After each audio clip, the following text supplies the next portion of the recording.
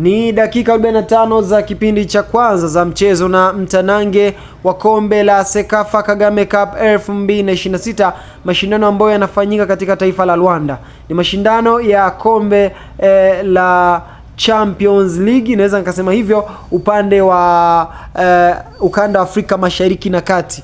Ni kombe la klabu bingwa ya Afrika Mashariki na Kati. Nadhani nikisema hivyo mtakuwa mmenielewa kwamba ni kombe la klabu bingwa Afrika Mashariki na Kati, au unaweza ukasema CAF Champions East Africa. Yes, unaweza ukasema hivyo.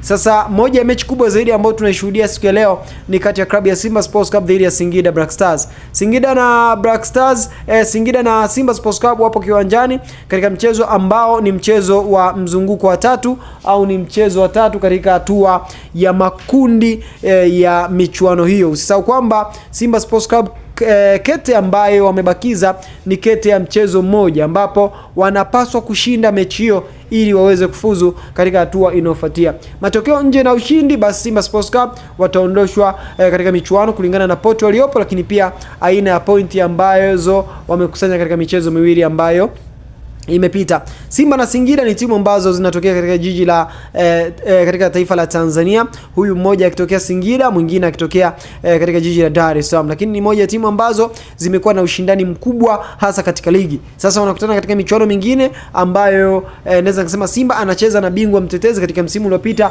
wa kombe hilo la Sekafa Kagame Cup, na mashindano ambayo yamekuwa na umuhimu kwa aina yake. Misimu iliyopita kombe hili timu za Simba na Yanga zilishiriki mara kwa mara, lakini miaka hivi karibuni timu hizi zimekuwa hazishiriki mashindano hayo. Sasa leo mechi kubwa hii ya Singida na Simba ina historia ya aina yake.